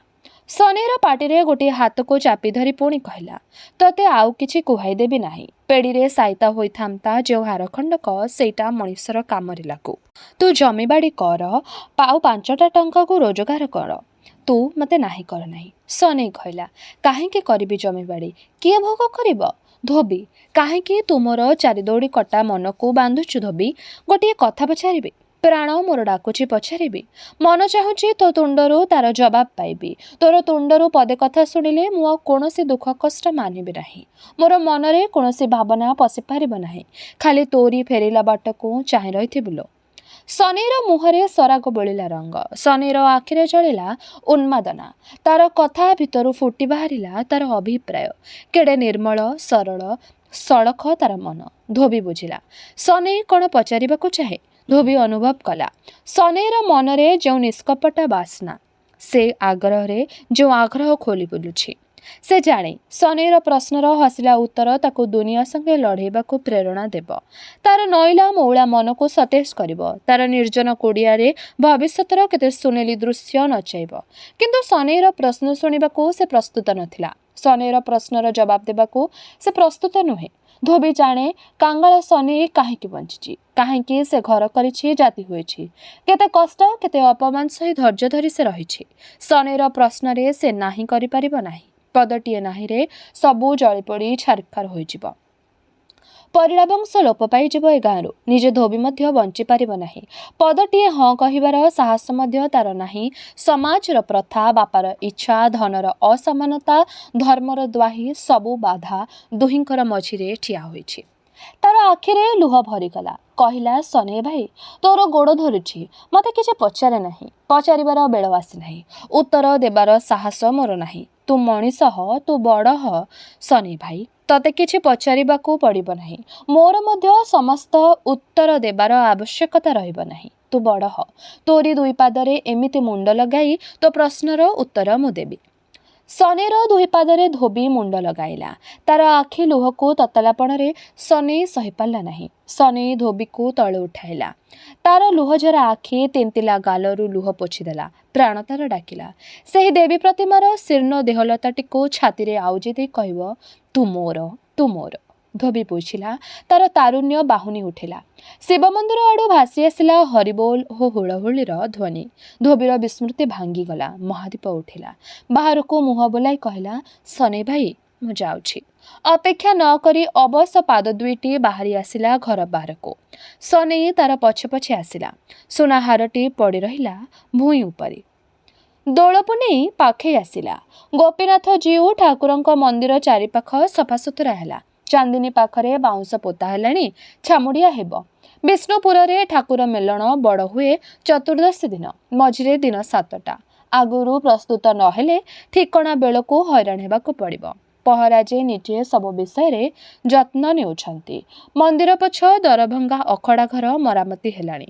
ସଞ୍ଜ ପହରୁ କୀର୍ତ୍ତନ ଆରମ୍ଭ ହେଲାଣି। ମୃଦଙ୍ଗ ବଜାଳି ଯେଉଁମାନେ ଥିଲେ, 25 ଖଣ୍ଡ ଗାଁରେ ସଂକୀର୍ତ୍ତନ ମଣ୍ଡଳୀ ଯେଉଁମାନଙ୍କର ଦକ୍ଷତା ଦେଖି ମୁଣ୍ଡ ନେଉଥିଲେ, ସେମାନେ ଆଜି ନାହାନ୍ତି। ତଥାପି କାମ ତ ଚଳିବ। ପ୍ରହରାଜେ ତାଙ୍କୁ ଉତ୍ସାହ ଦେଉଛନ୍ତି। ଗାଁ ପିଲାଙ୍କ ହାତରେ ଠାକୁରମାନଙ୍କର ବିମାନକୁ ସଫା କରୁଛନ୍ତି। ଚିନ୍ତେ ସ୍ୱଇଁ ଧୋବି ନାମରେ 50 ଟଙ୍କା ଦେଇ ଠାକୁର ବିମାନ ପାଇଁ ନୂଆ ଘୋଡ଼ଣୀ କିଣେଇଛନ୍ତି। ଗାଁରେ ଧୋବିର ଧନ୍ୟ ଧନ୍ୟ ଡାକ ପଡ଼ିଛି। ଆହା, ପରଜନ୍ମ ପାଇଁ କେତେ ପୁଣ୍ୟଧର୍ମ ସଞ୍ଚି ଯାଉଛି ପିଲାଟେ। ଠାକୁରଙ୍କ କାମ ଦେଖିବାକୁ ବେଳେ ବେଳେ ଚିନ୍ତୁ ସ୍ୱଇଁ ଧାଇଁ ଆସୁଛନ୍ତି। କେତେ ବରାଦ ଦେଇ ଯାଉଛନ୍ତି। ବିଷ୍ଣୁପୁର ଗାଁର ମେଲାଠାଇଁ ଅଇଁଠା, ହଇଜା, ବସନ୍ତ କାମୁଡ଼ା, ଲକ୍ଷ୍ମୀଛଡ଼ା, ଅଧା ଉପାସିଆ ଏହିସବୁ ମାନଙ୍କୁ ବାଡ଼କ ଧରି ଗାଁ ଦାଣ୍ଡରେ ଧୂଳିରେ ଲଉଡ଼ି ଖେଳ ଆରମ୍ଭ କରିଛନ୍ତି। ପର ଗାଁରେ ମେଲଣକୁ ଯିବେ ଯେଉଁଠି କାଳେ କଳିଗୋଳିଆ ହେବ। ଗାଁର ଟେକ ରଖିବାକୁ ବୀରପଣିଆ ଦେଖେଇ 2-4 ଜଣଙ୍କୁ ତାଳୁ ଫଟେଇବାକୁ ପଡ଼ିବ ତ। ବଡ଼ ଆଗ୍ରହରେ ବୁଢ଼ା ଦରବୁଢ଼ା ଚାହିଁ ରହିଛନ୍ତି। ଠିକ୍ ସେତିକିବେଳେ ଚିନ୍ତେଇ ସ୍ୱଇଁ ମନ୍ଦିର ଆଗ ଚାନ୍ଦିନୀ ପାଖକୁ ଆସିଲେ। ସଙ୍ଗରେ ଅଛନ୍ତି ନିଧେଇ ସ୍ୱଇଁ। ତାଙ୍କୁ ଦେଖି ସେ ଭେଣ୍ଡିଆ ଦ୍ୱିଗଣର ଉତ୍ସାହରେ ବାଡ଼ି ଖେଳ ଆରମ୍ଭ କଲେ। ଆଖଡ଼ା ଘରୁ ମୃଦଙ୍ଗର ଟିପା ଭାସି ଆସିଲା। ପହରାଜେ ମନ୍ଦିର ଭିତରୁ ବାହାରି ସ୍ୱଇଁଙ୍କର ଅଳଗୀକୁ ଅପେକ୍ଷା ନ କରି କଲ୍ୟାଣ ଆରମ୍ଭ କରିଦେଲେ। ଚିନ୍ତେ ସ୍ୱଇଁଙ୍କୁ ଲକ୍ଷ୍ୟ କରି ପହରାଜେ କହିଲେ, ଏ ବର୍ଷ ମେଲଣଟା ଯେପରି ସରସ ହେବ, ଗାଁର ଟେକ ରହିବ, ସେଇଥିପାଇଁ ଯତ୍ନ ହେଉଛି। ସ୍ୱଇଁ ମୁଡ଼ୁକି ହସି ଦେଇ କହିଲେ, ସେତିକି ତ ଲୋଡ଼ା ପହରାଜେ, ମହତ ଥିଲେ ସବୁ ଅଛି। ଆଚ୍ଛା, ଗାଁ ଟୋକା ତ ସମସ୍ତେ ଅଛନ୍ତି, ସନେଇ ପରିଡ଼ା କାହିଁ? ପହରାଜେ କହିଲେ, ଗାଁ ଆଖଡ଼ାକୁ ସେ କେବେ ଆସେ ନାହିଁ। ପିଲାଏ ଭେଦା ପାଇଁ ଯାଇଥିଲେ, ତା ଉପରେ 4 ଅଣା ଭେଦା କରାଇଦେଲେ। ସେ ଗୋଟାଏ ଟଙ୍କା ବଢ଼େଇ ଦେଇ କହିଲା, ଆରେ 4 ଅଣିଆ ଭେଦାରେ ଠାକୁର କାମ କ'ଣ ହେବ ରେ? ସୋଇଁ ଗମ୍ଭୀର ହୋଇ କହିଲେ, ଟୋକାଟାର ବୁଦ୍ଧିଶୁଦ୍ଧି ଅଛି ତେବେ, ଟିକେ ଉପରମୁହାଁ ହୋଇଛି, ବାଗେଇ ଯିବ ଯେ। ଆଚ୍ଛା, ତମେ ଠାକୁର କାମ ଶେଷ କରି ଟିକେ ଆସିବ। ଧୋବିର ଇଚ୍ଛା, ଦୋଳ ପୂର୍ଣ୍ଣିମା ଦିନ ପୋଷ୍ୟପୁତ୍ର ଉତ୍ସବ କରାହେବ। ଯେଉଁମାନଙ୍କୁ ସବୁ ନିମନ୍ତ୍ରଣ କରାଯିବାର କଥା ସବୁ ଠିକ୍ ହୋଇଛି। ହରି ମହାନ୍ତିଏ ଚିଠା ଲେଖିଛନ୍ତି, ଆପଣ ଆସିଲେ ସେସବୁ ଦେଖିବେ। ପହରାଜେ ସମ୍ମତି ଜଣାଇଲେ। ଚିନ୍ତେଇ ସ୍ୱାଇଁ ଓ ନିଧେଇ ସ୍ୱାଇଁ ଘରକୁ ଫେରିଲେ। ବାଟରେ ନିଧେଇ ସ୍ୱାଇଁ ପଚାରିଲେ, ଆରେ ଧୋବିକୁ ପଚାରିବା ଉଚିତ ନୁହେଁ କି ଭାଇ? ଚିନ୍ତେଇ ସ୍ୱାଇଁ ମୁହଁ ଗମ୍ଭୀର କଲେ, ଉତ୍ତର ଦେବା ଆବଶ୍ୟକ ମନେ କଲେ ନାହିଁ। ନିଧେଇ ସ୍ୱାଇଁଙ୍କର 2ଟି ପୁଅ ଓ ଗୋଟିଏ ଝିଅ। ବଡ଼ ପୁଅ ଭଗବାନ ଓରଫ ଭଗୀ, 8 ବର୍ଷର ପିଲା। ଗାଁ ଚାହାଳିରେ ପାଠ ପଢ଼େ, ଧୀରଶୀର ଶାନ୍ତ ପିଲାଟି। ବିଦ୍ୟାଧର ଓରଫ ବିଦେଇଟିକୁ 5 ବର୍ଷ। ଭାରି ଫୁର୍ତ୍ତି, ଚାଲିଗଲା ଶଗଡ଼ରେ ହାତ ପୁରାଏ, ବିଚକ୍ଷଣ। ଥରେ ଯାହା ଶୁଣେ ମନେ ରଖେ, କେଉଁ କାଳର ବୁଢ଼ା ପରି କଥା କହେ। ଝିଅ ରାଣୀଟିକୁ 2 ବର୍ଷ, କେଡ଼େ ସୁନ୍ଦର, ହସକୁଡ଼ି। ପିଲା 3ଟି ଜନ୍ମ ହେଲା ଦିନୁ ବଡ଼ ମାଙ୍କ କୋଳରେ ବଢ଼ିଛନ୍ତି। ନିଧେଇଙ୍କର ସ୍ତ୍ରୀ ସାନ ବୋହୂ ସବୁବେଳେ ଘର କାମରେ ଲାଗିଥାନ୍ତି। ପିଲାଗୁଡ଼ଙ୍କୁ ଜନ୍ମ କରି ସେ ନିଶ୍ଚିନ୍ତ। ତାଙ୍କୁ ପାଳିବାର ଦାୟିତ୍ୱ ଅପାଙ୍କର। ଧୋବି ବୋଉ ପିଲା ରଙ୍କୁଣୀ। ପିଲାଙ୍କର କାନ୍ଦିଲା ଆଖି, ଶୁଖିଲା ମୁହଁ ସେ ସହିପାରନ୍ତି ନାହିଁ। ସାନ ବୋହୂ ପିଲାଙ୍କୁ ଆକଟିବାକୁ ଗଲେ ସେ ବିରକ୍ତ ହୁଅନ୍ତୁ। ବାହାରୁ ଯେଉଁଦିନ ଉଡ଼ା ଖବର ଯାଇ ଧୋବି ବୋଉଙ୍କ ପାଖରେ ପହଞ୍ଚିଗଲା ଯେ ଧୋବି ପୌଷପୁତ୍ର କରିବ ବୋଲି ସବୁ ଆୟୋଜନ ହୋଇଛି, ତାଙ୍କ ମନରେ ଦାରୁଣ ଆଘାତ ଲାଗିଲା।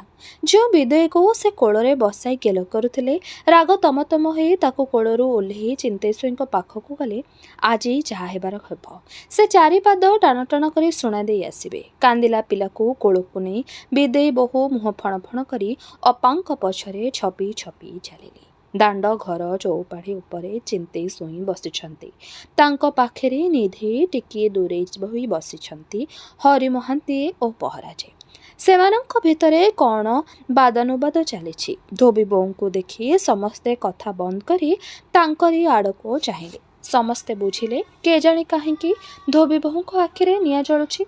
କାହାରି କଥାକୁ ଅପେକ୍ଷା ନ କରି ଧୋବି ବୋଉ ନିଧେଇ ସ୍ୱାଇଁଙ୍କୁ ଲକ୍ଷ୍ୟ କରି ପଚାରିଲେ, ମୁଁ ଯାହା କହୁଛି ସତ କି ନିଧେଇ? ବିଦ୍ୟାକୁ ଧୋବି ପୋଷ୍ୟପୁତ୍ର କରିବ ବୋଲି ଆୟୋଜନ ଚାଲିଛି। ନିଧେଇ ତଳକୁ ମୁହଁ ଦେଲେ। ଭାଉଜଙ୍କ ତୁଣ୍ଡରୁ ଏପରି ରାଗିଲା କଥା ସେ କେବେ ଶୁଣିନଥିଲେ। ଚିନ୍ତେଇ ସ୍ୱାଇଁ ସ୍ତ୍ରୀଙ୍କର ନିର୍ଲଜ୍ଜପଣିଆ ଦେଖି ମନେ ମନେ ବିରକ୍ତ ହେଲେ। କଥାକୁ ବାଗେଇ କହିଲେ, ଧୋବିର ଶ୍ୱଶୁର ଘର ସମ୍ପତ୍ତି ତ କମ୍ ନୁହେଁ, ସେସବୁର ଦେଖାଶୁଣା କିଏ କରିବ? ତା ଛଡ଼ା ନାୟକ ଘର କୂଳର ସପ୍ତ ପୁରୁଷକୁ ପାଣି ଟେକି ଦେବାକୁ ନାହିଁ। ଧୋବି କୂଳର ବୋହୂ 9ଟା 6ଟା ନାହାନ୍ତି। ସେ ଯଦି ପୁଅ କରେ, ନାୟକ ବଂଶର ସପ୍ତପୁରୁଷ ପାଣି ଟେକିବ କିଏ? ତମେ ତ ସବୁ ପୁରାଣ ପଢ଼ିଛ, ତମେ ହେଲେ କୁହ। ଧୋବିର ବୋଉ ଟାଣ ଟାଣ କରି ଜବାବ ଦେଲେ, ନାୟକ ବଂଶର 56 ପୁରୁଷ ଅହିନକରେ ଖାଣ୍ଟି ହୁଅନ୍ତୁ କି ପିଲାଟିର ସମ୍ପତ୍ତି ଲୋଭରେ ହମ ହମ ହୋଇ ବାହା କରିଦେଲେ, ବୋଲାହାଲ ଚାହିଁଲେ ନାହିଁ। ଯାହାର ହାତ ଧରି ଯାଇଥିଲା, ତାର ମୁହଁ ନ ଚାହୁଁଣୁ କାଚ ସିନ୍ଦୁର ଓହ୍ଲାଇଲା। ମଣିଷ ଦେହ ଧରି ଏହା କିଏ ସହିବ? କହୁ କହୁ ଧୋବି ବୋଉଙ୍କର ଆଖି ଲୁହ ଜକ ଧରିଲା। ସେ ପୂର୍ବ କୋହରେ କହିବାକୁ ଲାଗିଲେ, ଯେଉଁମାନଙ୍କର ବୁଡ଼ିସାରେ ପଡ଼ି ଝିଅ ଆଖିରୁ ଲୁହ ଦେଖୁନ, ସେଇମାନେ ଯାଇ ନାୟକ ବଂଶକୁ ପାଣି ଟେକନ୍ତୁ। ଧୋବି କାହିଁକି ପୋଷ୍ୟପୁତ୍ର କରିବ? ବାଧା ଦେଇ ଚିନ୍ତେଇ ସ୍ୱାଇଁ କହିଲେ, ଲାଜ ସରମ ନାହିଁ ତମକୁ? ଘରର ବୋହୂ ଦାଣ୍ଡକୁ ଆସି ଭଦ୍ରଲୋକଙ୍କ ଆଗରେ ତେଜ କାଢ଼ୁଛ, ଯା ଭିତରକୁ। ଆହୁରି ରାଗିଯାଇ ଧୋବି ବୋଉ କହିଲେ, ଲାଜ ସରମ କରି ଯେ ମୋର ସର୍ବନାଶ କରିଛି, ଆଉ ଲାଜ କ'ଣ? କହିଦେଉଛି ଶେଷ କଥା, ମୁଁ ବଞ୍ଚିଥାଉଣୁ ଧୋବିକୁ ପୋଷ୍ୟପୁତ୍ର କରାଇଦେବି ନାହିଁ। ଯେଉଁଠୁ ହେଲେ ଦେଖି ମୁଲିମୁଲିଆ ହାତରେ ହିଁ ପୁଣି ଧୋବିକୁ ମୁଁ ଦେବି। ଗୋଟାଏ ବୋଲି ଝୁଅ, ସମ୍ପତ୍ତିକୁ ଅଧେ ତାର ପାଉଣା। ତମ ଭାଗକ ସମ୍ପତ୍ତି ତା ନାମରେ ଲେଖିଦିଅ। ପର ଘରକୁ ଗଲେ ନାୟକ ଘର ସମ୍ପତ୍ତି ନ ପାଇବ ତ ନାହିଁ, ଭୂତ ଖାଆନ୍ତୁ, ମୋ ଝିଅ ତ ସୁଖରେ ରହିବ। ଚିନ୍ତେଇ ସ୍ୱାଇଁ ଅତି ରାଗରେ ହସି ପକାଇଲେ। ସ୍ୱର ନରମା କରି କହିଲେ, ହଉ, ଏଥର ଯାଅ ଭିତରକୁ, ଅନେକ ଉପଦେଶ ଦେଲଣି। ଧୋବି ବୋଉ କହିଲେ, ଉପଦେଶ ଶୁଣିବ ନାହିଁ? ନ ହେଲା ତମେ ତମର ସମ୍ପତ୍ତି ଧୋବିକୁ ନ ଦେବ। ନିଧିଆ ତମକୁ ଭଜେଇ ରଖିଛି, ତାରି ପିଲାଏ ତ ସବୁ ଭୋଗୀ କରନ୍ତୁ। ଏ ପଞ୍ଚୁ ଦୋଳ ଭିତରେ ଧୋବିର ବାହାଘର କରିବି। ମୂଲିଆ ମୁଣ୍ଡ ହେଲେ ମୂଳ ଲାଗି ଚଳିବ। ବନେଇ ପରିଡ଼ାଙ୍କ ପୁଅ ସନେଇ ଫେରି ଆସିଛି, ଧୋବିକୁ ତାରି ହାତରେ ଦେବି। ତାଙ୍କ କଥା ତୁଣ୍ଡରେ ଅଛି। ସନେଇ ଦ୍ୱାରବନ୍ଧରେ ପାଖରେ ଠିଆ ହେଲା। ଛଳେଇ ଖରି ସ୍ୱାମୀକୁ କହିବାକୁ ଯାହାର ନାମ ସେ ଉଚ୍ଚାରଣ କରିଥିଲେ, ଆଗରେ ତାକୁ ଦେଖି ସେ ଲଜରା ହୋଇ ଘର ଭିତରକୁ ବସିଗଲେ। ସନେଇ ଆସି ସମସ୍ତଙ୍କୁ ଓଳଗି ହେଲା। ଧୋବି ବୋହୂଙ୍କ ମୁହଁକୁ ସେ ତାର ନାମଟି ମାତ୍ର ଶୁଣିପାରିଥିଲା। ଆଉ ସେ କ'ଣ କହିଦେଇ ଚାଲିଗଲେ, କାନରେ ବାଜିଥିଲେ ମଧ୍ୟ ସେପରି ସେ ବୁଝିପାରିନଥିଲା। ସମସ୍ତଙ୍କୁ ଗମ୍ଭୀର ଦେଖି ସେ ନିଜକୁ କିପରି ଅପ୍ରସ୍ତୁତ ମଣିଲା, କିନ୍ତୁ ଆଗରେ ଯାଇ ପୁଣି ଫେରି ଆସିବାକୁ ତାର ଗୋଡ଼ ବଳିଲା ନାହିଁ। ବୁଦ୍ଧିମାନ ଚିନ୍ତେଇ ଗତ କଥାକୁ ମନରୁ ପୋଛି ଦରହସିଲା ହୋଇ କହିଲେ, ଆରେ ସନେଇ ଯେ, ବସ ବାବା ବସ। ତୋରି କଥା ଆଜି ପଡ଼ିଥିଲା। ଗାଁ ଆଖଡ଼ାରେ ସବୁ ପିଲାଙ୍କୁ ଦେଖିଲି, ତତେ ଦେଖିଲି ନାହିଁ। ଆରେ ଖାଲି ଚାନ୍ଦା ପଠାଇ ଦେଲେ ହେବ ନାହିଁ। ଲୋକ ଯଦି ଯୋଗ ନ ଦିଅନ୍ତି ଠାକୁର କାମ ଉଠିବ କେମିତି? ବସରେ। ସନେଇ ଧରିଥିବା ଠେଙ୍ଗାଟିକୁ ତଳେ ଶୁଆଇ ଚୌପାଢ଼ୀ ଆଗରେ ବସିଲା। କହିଲା, ଠାକୁରଙ୍କର କାମ ବୁଝିବାକୁ ମୁଁ ଆସେ ନାହିଁ। ସେସବୁ କାମ ଆପଣ ବୁଝୁଛନ୍ତି। ଆମ ଭଳିଆ ଚାର ଲୋକଙ୍କୁ ଠାକୁରଙ୍କର ଦୟା ନଥାଏ କି ଆମର ଠାକୁରଙ୍କ କଥା ବୁଝିବାର ବେଳ ନଥାଏ। ଆପଣଙ୍କ ପାଖରେ ମୋର କାମ। ଥଟ୍ଟା କଲା ପରି ସ୍ୱଇଁଏ କହିଲେ, କ'ଣ ତମର କାମ? ସନେଇ କହିଲା, ମୋର ଜମି ମୋତେ ଫେରେଇ ଦିଅ ସ୍ୱଇଁଏ। ତମର କେତେ ଟଙ୍କା ପାଉଣା ହେଉଛି ଗଣିନିଅ। ସମସ୍ତେ ଆଶ୍ଚର୍ଯ୍ୟ ହୋଇ ତା ଆଡ଼କୁ ଚାହିଁଲେ। ସନେଇର ସାହସ ତ କମ୍ ନୁହେଁ। ପରଦୁଆରେ ମୂଲ ଲାଗି ପଇସା ସଞ୍ଚିଛି, 10 ମାଣ ଜମିର ମୂଲ୍ୟ ଦେଇ ଫେରାଇ ଦେବାକୁ ଆସିଛି। ଚିନ୍ତେଇ ସ୍ୱଇଁ କହିଲେ, ଜମିର ଦାମ୍ ତୁ ଦେଇପାରିବୁ? ଚିନ୍ତେଇ କହିଲା, ଦାଣ୍ଡରେ ଯାହା ମୂଲ ହୋଇଛି ସେଇ ଦରରେ ମୋ ଜମି ମୋତେ ଫେରେଇ ଦିଅ। ମୁଁ ଟଙ୍କା ଯୋଗାଡ଼ କରିଛି। ଦାଣ୍ଡରେ କ'ଣ ଦର ହୋଇଛି ମୁଁ ଜାଣେ ନାହିଁ। 10 ମାଣ ଜମି ଫେରାଇ ଦେବାକୁ ଚାହୁଁଛୁ, 1000 ଟଙ୍କା ଗଣି ଦେଇଯା। ତୋ ଜମି ତୁ ନେଇଯା। ଦାଣ୍ଡ ଦର ଅନୁସାରେ ଗୁଣ୍ଠ ଟଙ୍କା ହିସାବରେ ଆପଣଙ୍କର ପାଉଣା 250 ଟଙ୍କା। ମୁଁ ସେତିକି ଯୋଗାଡ଼ କରିଛି। ସ୍ୱଇଁଏ ହସିଲେ। କହିଲେ, ତେବେ ଦାଣ୍ଡରୁ ଯା କିଣି ନେବୁ। ମୁଁ ତ ବାପଠାରୁ ଜମି କିଣି ରଖିଛି। ଜମି ବିକିବାକୁ ମୁଁ କିଣି ନଥିଲି। ଯଦି ବିକିବି, ମୋର ମନ ଇଚ୍ଛା ଦାମ୍ ନ ପାଇଲେ ବିକିବି କାହିଁକି? କିଓ ମହାନ୍ତିଏ? ହରି ମହାନ୍ତି କହିଲେ, ବିକା କଣା ଖୁସି ଉପରର କଥା, କେହି କାହାକୁ ବାଧା ଦେଇପାରିବେ ନାହିଁ। ସନେଇ ଉଠିଲା। ବାଡ଼ି ଖଣ୍ଡି ଧରି ପୁଣି ଥରେ ସମସ୍ତଙ୍କୁ ଓଳେଇ ହୋଇ ଚାଲିଗଲା। ସନେଇ ଚାଲିଗଲା ପରେ ନିଧେୟ ସ୍ୱଇଁ ହରି ମହାନ୍ତିକୁ କହିଲେ, ଭାଉଜଙ୍କର ମତ ନ ନେଇ କିଛି କରିହେବ ନାହିଁ। ସେ ବିରକ୍ତ ହୋଇଛନ୍ତି। କାଗଜପତ୍ର ବାନ୍ଧି ରଖ। ଦିନା କେତେ ଯାଉ, ବୁଝି ବିଚାରି ତେଣିକି ଯାହା କରାଯିବ। ଚିନ୍ତେଇ ସ୍ୱଇଁ ଗର୍ଜି ଉଠିଲେ, କିରେ ମାଇପେ ଆସି ଦାଣ୍ଡ ମାମଲତା କଲେ, ଚୁଲି ମୁଣ୍ଡ ସମ୍ଭାଳିବ କିଏ? ଭାଉଜଙ୍କର ମତାମତ ଲୋଡ଼ିଲେ ଘର ଭାଙ୍ଗିବାକୁ ତ ଦିନ ଦୁଇଟା ଲାଗିବ ନାହିଁ। ପୋଷପୁତ୍ର କାମ ବନ୍ଦ ରହିବ ନାହିଁ। ଲେଖ ମହାନ୍ତିଏ, ଚିଟାଉ ଲେଖ। ନିଧେଇ ପ୍ରତିବାଦ କରିବାକୁ ସାହସ କଲେ ନାହିଁ। ଉଠି ଆସୁଥିଲେ ଚିନ୍ତେଇ ଧମକ ଦେଇ କହିଲେ, ଯାଉଛୁ କୁଆଡ଼େ? ବସ୍, ହରିବାବୁଙ୍କୁ ସାହାଯ୍ୟ କର। ଚାଲ ପ୍ରହରାଜେ, ଠାକୁର କାମ କେତେ ଦୂର ଗଲା ଦେଖି ଆସିବା। ଉଠିଗଲେ ଦୁହେଁ। ଶୋଇଘରରୁ ସୁରୁଖୁରେ ସଂସାର ଭିତରେ ଯେ ଅଶାନ୍ତିର ନିଆଁ ହୋଳି ଉଠୁଛି, ଏହା ବୁଝିବା ବି ବାହାର ଲୋକଙ୍କୁ କି ଧୋବିକୁ ଡେରି ଲାଗିଲା ନାହିଁ। ଖୁଡ଼ିଙ୍କର ତମତକ ଢଙ୍ଗ, ଫଣ ଫଣ ମୁହଁ, ଚିଢ଼ୋଲ ପ୍ରକୃତି, ବୋଉର କାନ୍ଦ କାନ୍ଦ ଉଦାର ଭାବ, ବାପାଙ୍କର ପ୍ରକୃତି ବିରୋଧ ନୀରବତା, ଦାଦାଙ୍କର ଘରେ ନ ପଶିଲା ସ୍ୱଭାବବନ୍ଧୁ ଧୋବି ବୁଝିପାରିଲା। ଗୋଟାଏ କ'ଣ ଗୁରୁତର ଘଟଣା ଘଟିଛି। କାହାରିକୁ ସେ ପଚାରି ପାରିଲା ନାହିଁ। ଯେତେବେଳେ କଥାଟା ରାଷ୍ଟ୍ର ହୋଇଗଲା, ଗାଁ ଲୋକେ ସମସ୍ତେ ଜାଣିଲେ। ଟିମି ଆସି କଥା ଛଳରେ ପଚାରୁ ପଚାରୁ ଧୋବି ଆଗରେ ସବୁ କିଛି କହିଗଲା। ଆଲୋ ଶୁଣିଲୁଣି ଧୋବି, ବାପା ଦଦି ତୋର ଭିନେ ହେଉଛନ୍ତି। ତୋ ବାପା ବୋଉଙ୍କର କଜିଆ। ବୋଉ କହନ୍ତି ପଞ୍ଚଦୋଳ ଭିତରେ ସନେଇ ସଙ୍ଗେ ତୋର ବାହାଘର କରିବେ। ବାପା କହନ୍ତି ପଞ୍ଚୁଦୋଳ ଭିତରେ ତୋତେ ପୋଷ୍ୟପୁତ୍ର କରେଇ ଦେବେ। ସନେଇ ଆସିଥିଲା ଟଙ୍କା ଦେଇ ଜମି ନେବାକୁ। ଦାଦି କହିଲେ ଦିଅ। ବାପା କହିଲେ ନାଇଁ। ମାଡ଼ ଖାଇ ସନେଇ ପିଠି ଆଉଁସି ଫେରିଲା। ପ୍ରତି ପଦ କଥା ତାକୁ ଛୁରୀ ହାଣିଲା ପରି ଲାଗୁଥିଲା ମଧ୍ୟ ଧୋବି ତୁନି ହୋଇ ଶୁଣୁଥାଏ। ତୁଣ୍ଡ ଖୋଲି ଉତ୍ତର ଦେଉନଥାଏ। ସେ ଜାଣେ, ପଦେ କହିଲେ 10 ପଦ ହେବ। କୁହୁଲିଆ ନିଆଁ ଜଳି ଉଠିବ। ଟିମି ଶୁଣିଲା କଥା ମନ ଇଚ୍ଛା ଗପି ଦେଇଗଲା। ସତ ମିଛ ପଚାରି କାହାଠାରୁ ବୁଝିବାକୁ ତାର ସାହସ ହେଉନଥାଏ। ସେ ତୁନି ହୋଇ ତାର ଏକୁଟିଆ ଘରେ ପଡ଼ି କେତେ କଥା ଭାବିଲା। କ'ଣ ତାର କର୍ତ୍ତବ୍ୟ? ମନ କଲା। ସମସ୍ତଙ୍କ ପାଖକୁ ଛୁଟିଯାଏ ସତ କଥା ପଚାରି ବୁଝିବ। ଗୋଡ଼ ଧରି ଜଣ ଜଣ କରି କହି ଆସିବ। ତାର ଅଲୋଡ଼ା ଜୀବନ, ପୋଡ଼ିଲା ଜଳିଲା ଭବିଷ୍ୟତକୁ ସୁଖର କରିବାକୁ କାହିଁକି ସେଇ ଘର ସୁଖର ସଂସାରରେ ଅଶାନ୍ତି ଆଣୁଛ? କିନ୍ତୁ କାହାରିକୁ କିଛି ପଚାରିବାକୁ ତାର ସାହସ ହେଲା ନାହିଁ।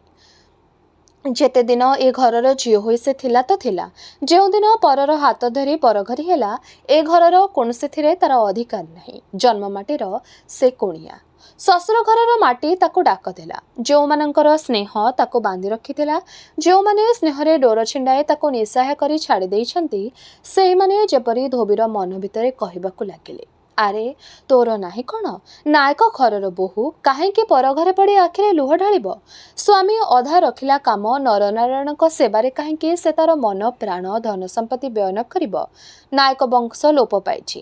ଯେଉଁ ବଂଶକୁ ଅନନ୍ତ କାଳ ଯାଏ ବଞ୍ଚାଇ ରଖିବାକୁ ଏତେ ଧନ ସମ୍ପତ୍ତି ସଞ୍ଚି ଯାଇଥିଲେ, ସେ ବଂଶରେ ଆଉ କେହି ନାହିଁ। ସଞ୍ଚିଲା ଧନ ହେବ କ'ଣ? ପୋଷ୍ୟ ପୁତ୍ର କଲେ ନାୟକ ବଂଶର ରକ୍ତ ରହିବ ନାହିଁ, ରହିବ ବଂଶର ନାଁଟା। ସେମିତି କେତେଥର ଅନାଦି କାଳରୁ ଏ ନାୟକ ବଂଶର ସିଧା ଧାର ରକ୍ତରେ ବାଡ଼ ପଡ଼ିଥିବ। ପୁଣି କେତେଥର ଅନ୍ୟ ବଂଶର ପିଲା ଆସି ନାୟକ ବଂଶର ନାମ ଧରି ସେହି ନାଁଟାକୁ ଏ ଯାଏଁ ଗଡ଼ାଇ ଆସିଥିବେ। ତାହା କିଏ? ସବୁବେଳେ ଫମ୍ପା ନାଁ।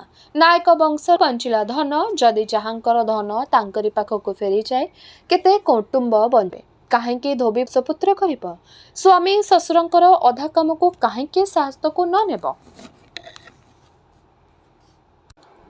କାହିଁକି ଧୋବି ପୋଷ୍ୟପୁତ୍ର କରିବ? ସ୍ୱାମୀ ଶ୍ୱଶୁରଙ୍କ ଅଧା କାମକୁ କାହିଁକି ସେ ହାତକୁ ନ ନେବ? ମନେ ପଡ଼ିଲା ଧୋବିର ଗତ ବରଷର କଥା। ଠିକ୍ ଏଇ ଦିନେ ତ ଦୋଳ ପୁନେଇ ପାଖେଇ ଆସୁଥାଏ। ରୋଗୀର ସେବା କରିବାକୁ ସ୍ୱାମୀ ଶ୍ୱଶୁର ଅଣ୍ଟା ଭିଡ଼ି ବାହାରିଥିଲେ। ଦୋଳ ମହୋତ୍ସବ, ହୁରି ଖେଳ, ବିମାନ ଯାତ୍ରା ପରିବର୍ତ୍ତେ କାନ୍ଦ ବୋବାଳି, ଗୋବର ଛିଟା, କୋକେଇ ଭୁଆ ହୋଇଥିଲା। ଧୋବିର ଦେହ ଶୀତେଇ ଉଠିଲା। କାହିଁକି ସେ ଅପେକ୍ଷା କରି ରହିଛି? ଶାଶୁ ଶ୍ୱଶୁର ସ୍ୱାମୀଙ୍କର ବରଷକିଆ ପାଖେଇ ଆସିଲା। ସେମାନଙ୍କର ଅମୋକ୍ଷ ଆତ୍ମା ତାରି ମୁହଁକୁ ଚାହିଁ ରହିଥିବେ। କୁଳର ବୋହୂ ଧୋବି ଗୋଟିଏ ପୋଷ୍ୟପୁତ୍ର ନ କରି ଗୋଟିଏ କାଙ୍ଗାଳଙ୍କର ତୁଣ୍ଡରେ ଆହାର ଦେବାକୁ ଯିବ। ଗୋଟିଏ ପିଲାର ସେବା ନ କରି ବାଟରେ ଘାଟରେ ଯେତେ ମଣିଷ ପିଲା ଦେଖିବ ସମସ୍ତଙ୍କର ସେବା କରିବ। ଜଣକୁ ଘରର ସମ୍ପତ୍ତି ଅଧିକାର ନ ଦେଇ ସବୁ ପିଲାଙ୍କୁ ଘରର ସୁନ୍ଦର କରିବ। ଗୋଟିଏ ପେଶା ପୁଅର ତୁଣ୍ଡର ଡାକ, ହାତର ପାଣି ପରିବର୍ତ୍ତେ ଶହ ଶହ ପିଲାଙ୍କର ଛାତିର ଡାକ, ମନର କଥା ସ୍ୱାମୀ ଶ୍ୱଶୁର ଶୁଣିବେ। ହସିଲା ମୁହଁର ତୃପ୍ତ ଆଖିରୁ ଆନନ୍ଦ ଝରି ପଡ଼ିବ। ଯେଉଁ ଶହ ଶହ ଲୁହଧାର ସେହି ପାଣିକୁ ଆଞ୍ଜୁଳାରେ ଧରିବେ ତାର ସ୍ୱାମୀ ଓ ଶ୍ୱଶୁର। ଧୋବି ଚମକି ଉଠିଲା। ଦିନର ଆଲୁଅ ଲିଭିଗଲାଣି।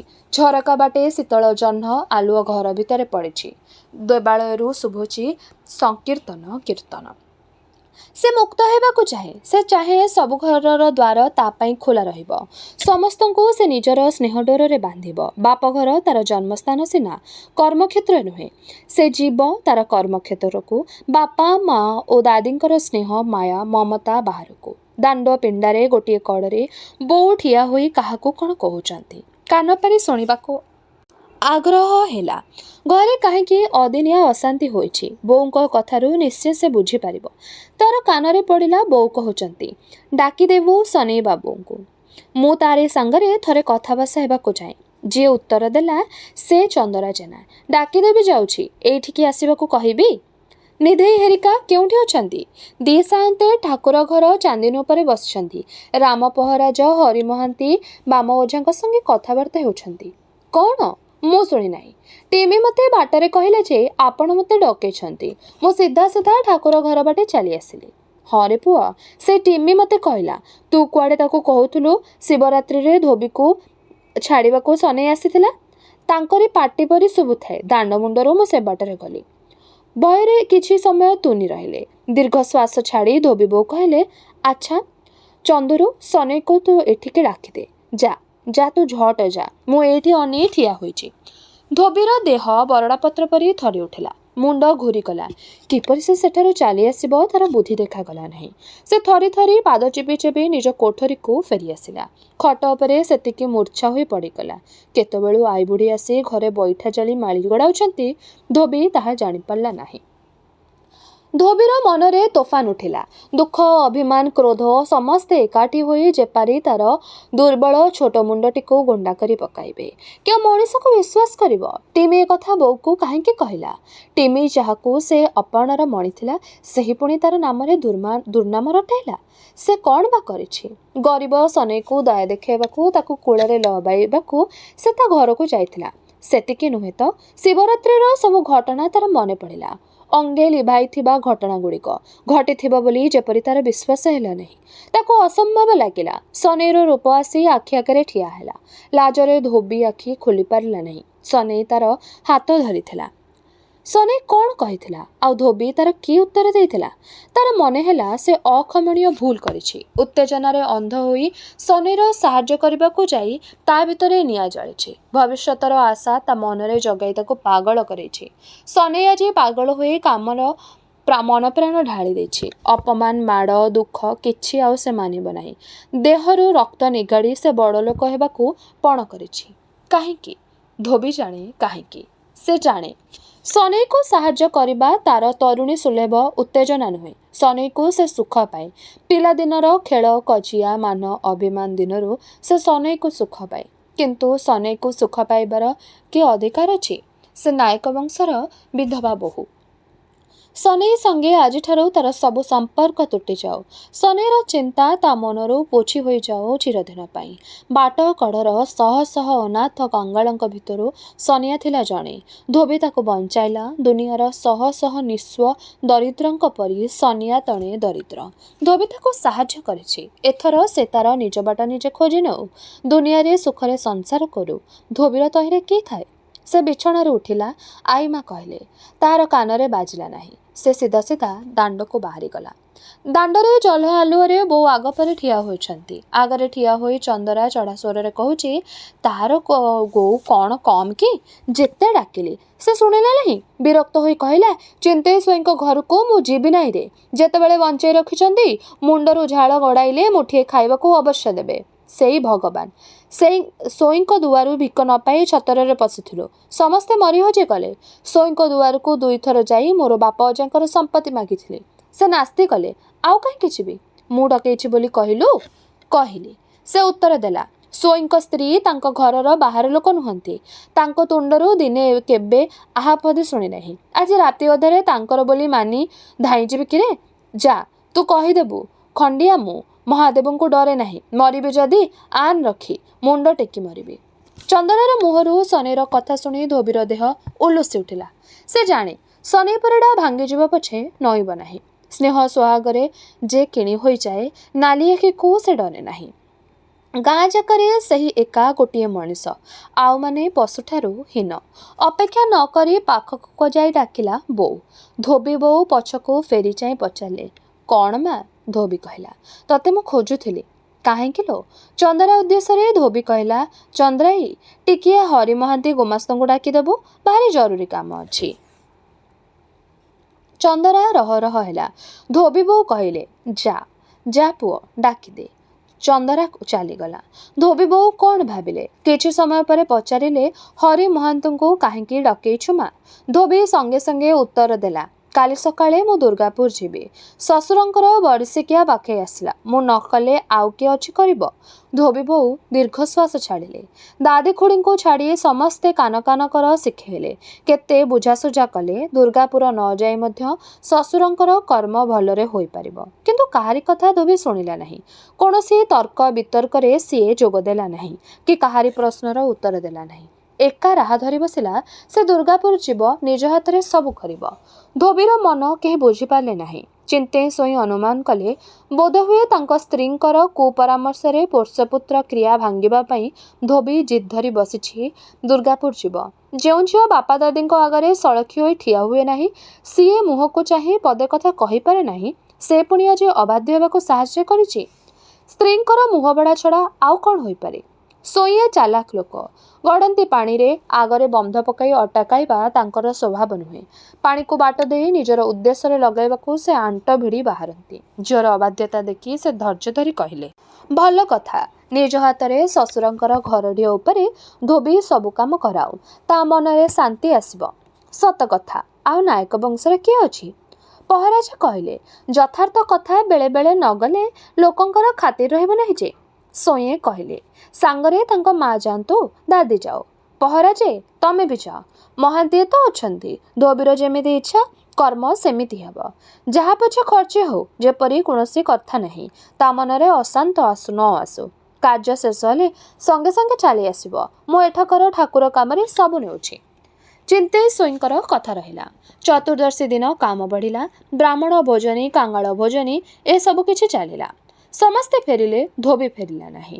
चिंतेई स्वयं निजे गले झील को बुझाइले धोबी एकाजेत थैला से दुर्गापुर रे किछ दिन रहिबो संपत्ति बाड़ीर खबर अंतर से निजे बुझिबो बाध्य होई चिंतेई फेरी आसिले युवती झील को अजणा थान रे एकोटिया छाड़ी आसिबाकू धोबी बो मंगिले नाही से मध्य धोबी पाखरे रहिले फेरिला बेले हरि महंती को डाकी सोई कही आसिले सावधान धोबी पिला लोक ता कथारे पड़ी कौनसी काम तरतर होई करिबो नाही मो पाखकू खबर पठाइबो महंती सम्मति जणाइले तेबे एठारे शेष होला औपन्यासिक कान्हूचरण महंतींकर उपन्यास शास्त्रीर एही भाग आगामी अध्याय रे एही उपन्यासटीर बाकी अंश गुड़िक आमे शुणिबा रहिली नमस्कार।